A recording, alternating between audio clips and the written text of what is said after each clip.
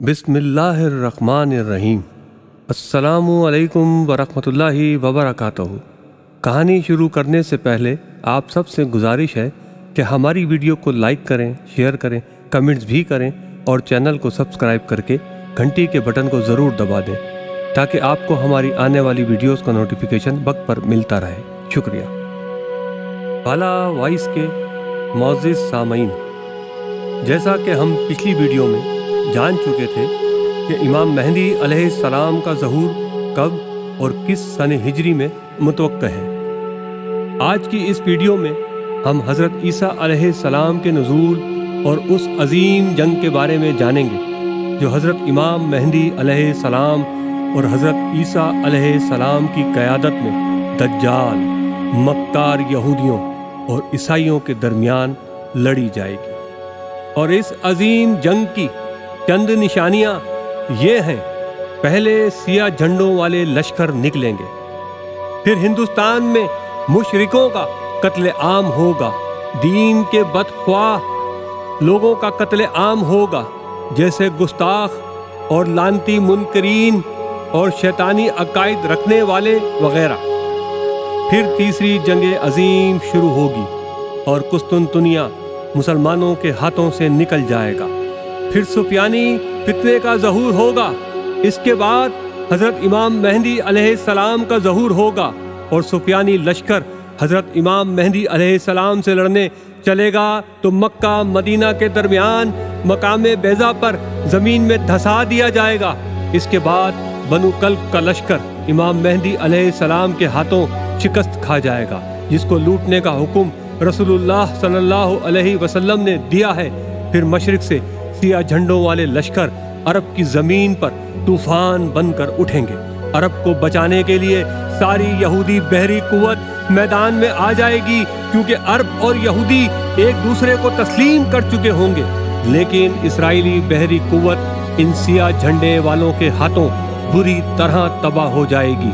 फिर हजाज मुकद्दस का मुहासरा तोड़ने के लिए खलीज फारस के नज़दीक सिया झंडे वाले दज्जालियों से बड़ा ज़बरदस्त मारका लड़ेंगे और मुहासरा तोड़ देंगे। फिर ये लश्कर इमाम मेहदी अलैहिस्सलाम की बैत के लिए आगे बढ़ेगा और रास्ते में नजद शहर इनकी तूफानी यलगार की लपेट में आ जाएगा। फिर ये लश्कर इमाम मेहदी अलैहिस्सलाम के हाथ पर बैत करेगा। फिर ये अरबों से खजाना तलब करेंगे, वो देने से इनकार करेंगे। फिर ये सिया झंडे वालों के हाथों बुरी तरह कत्ल होंगे। इनके कत्ल आम के दौरान सिया झंडे वाले अरब की रेत को अरबों के खून से तर कर देंगे। इस खौफनाक कत्ले आम का जिक्र अहादीस मुबारका में भी मिलता है। यही वजह होगी कि अरब बहुत कम रह जाएंगे। फिर अरब भागकर मक्के और मदीना में पनाह लेंगे और अपनी जान बख्शी के लिए खजाना देना चाहेंगे, लेकिन सिया झंडे वाले लेने से इनकार कर देंगे। इसके बाद सिया झंडे वालों की अगली यलगार का निशाना मिस्र बनेगा, जिसका जिक्र अहादीस में मिलता है। फिर ईरान की बारी आएगी, लेकिन ईरान इताअत कबूल करके जान बचाएगा।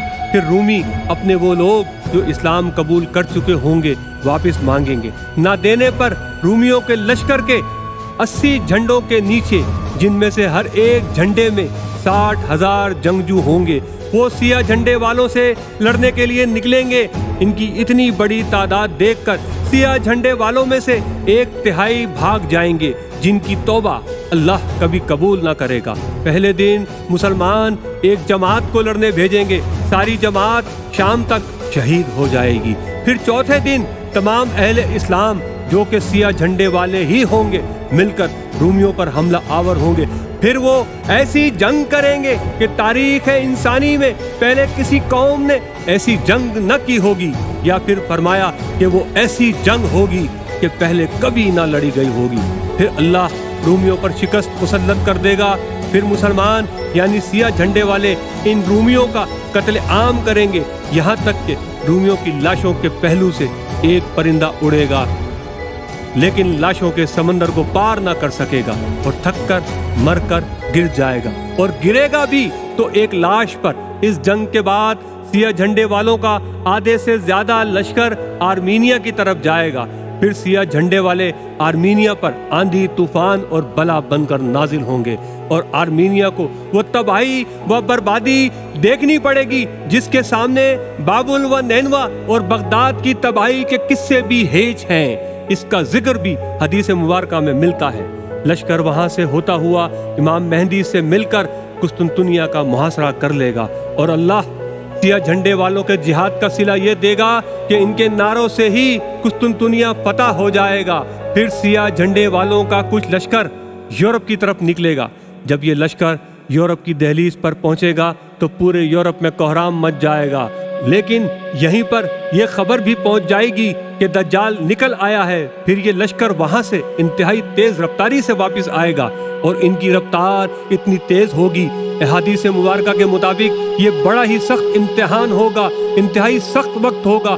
جو کوئی تھوڑا آرام کا وقت نکالنے میں کامیاب ہوگا وہی طاقتور تصور کیا جائے گا۔ اس لشکر کے آتے ہی عرب میں وہ رومی جو دجال سے ملے ہوں گے، ان رومیوں پر 3 جگہوں سے شب خون ماریں گے، اور ان میں سے کوئی بھی بچ کر واپس نہ جائے گا۔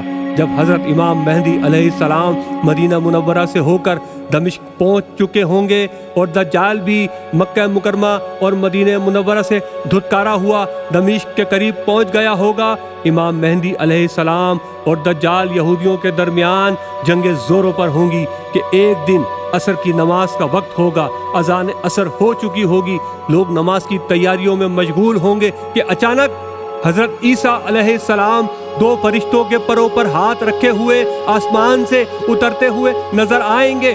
سر نیچے کریں گے تو پانی کے قطرے گریں گے، سر اونچا کریں گے تو چمکدار موتیوں کی طرح دانے گریں گے۔ دمشق کی جامع مسجد کے مشرقی جانب کے سفید رنگ کے مینار پر اتریں گے، وہاں سے سیڑھی کے ذریعے نیچے اتریں گے۔ حضرت عیسیٰ علیہ السلام عدل و انصاف قائم کریں گے، عیسائیوں کی صلیب توڑ دیں گے۔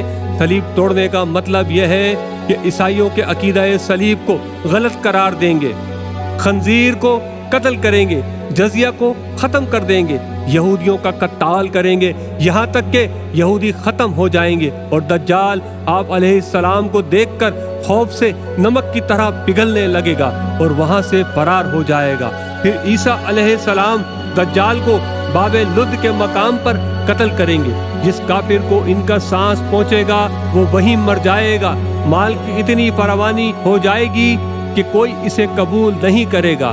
حضرت امام مہدی علیہ السلام کی وفات کے بعد تمام انتظام حضرت عیسیٰ علیہ السلام سنبھالیں گے۔ دجال کو قتل کرنے کے بعد حضرت عیسیٰ علیہ السلام مسلمانوں کے احوال کی اصلاح فرمائیں گے۔ یہی وقت ہوگا جب مسلمان مجاہدین مشرق سے لے کر مغرب تک فتوحات کے جھنڈے لہرا رہے ہوں گے، اور اللہ نے سورہ بنی اسرائیل میں جو وعدہ فرمایا تھا وہ پورا فرمائے گا، یعنی کفر و سرکشی کرنے والی کوئی بھی بستی ایسی نہیں جسے ہم روز قیامت سے قبل ہی تباہ و برباد نہ کر دیں۔ پھر حضرت عیسیٰ علیہ السلام کو حکم ہوگا کہ کوہ طور پر جا کر قلعہ بند ہو جائیں۔ آپ اللہ تعالیٰ کے حکم سے انہیں کوہ طور پر لے جائیں گے۔ اس کے بعد ایک اور عظیم فتنہ برپا ہوگا، یاجوج ماجوج نکل کر خوفناک تباہی مچائیں گے، ایک فتنہ عظیم پھیلائیں گے۔ پھر حضرت عیسیٰ علیہ السلام یاجوج ماجوج کے لیے بد دعا کریں گے تو اللہ تعالیٰ ان کی گردنوں میں ایک بیماری پیدا کر دیں گے اور ان پر نفع نامی کیڑا لگ جائے گا، یہاں تک کہ اللہ تعالیٰ ان پر اپنا قہر نازل کرے گا جس سے یہ سارے مر جائیں گے اور زمین بدبودار تعفن سے بھر جائے گی۔ پھر حضرت عیسیٰ علیہ السلام کی دعا سے اللہ تعالیٰ بڑی بڑی گردنوں والے پرندے بھیجیں گے جو ان کو اٹھا کر جہاں اللہ تعالیٰ چاہیں گے پھینک دیں گے۔ پھر موسلا دھار بارش ہوگی جو ہر جگہ ہوگی، کوئی مکان یا کوئی علاقہ ایسا نہ ہوگا جہاں پر یہ بارش نہیں پہنچے۔ وہ بارش پوری زمین دھو کر صاف و شفاف کر دے گی اور بدبو ختم ہو جائے گی۔ 40 یا 45 برس کے بعد حضرت عیسیٰ علیہ السلام کی وفات ہوگی۔ اس دوران نکاح بھی کریں گے اور ان کی اولاد بھی ہوگی۔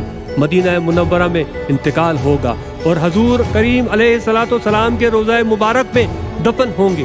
آپ کے بعد قحطان قبیلے کے ایک شخص جاجا حاکم بنیں گے۔ ان کے بعد کئی نیک و عادل حکمران آئیں گے۔ بہرحال لوگ اس طرح کی خوشحال اور امن و چین کی زندگی گزار رہے ہوں گے کہ اللہ تعالیٰ ایک خوشبودار ہوا بھیجے گا جو ان کی بغل کے نیچے کے حصے کو پکڑے گی، یعنی اس ہوا کی وجہ سے ان کی بغلوں میں درد پیدا ہوگا، اور پھر وہ ہوا ہر مومن اور ہر مسلمان کی روح قبض کر لے گی، اور صرف بدکار اور شریر لوگ دنیا میں باقی رہ جائیں گے۔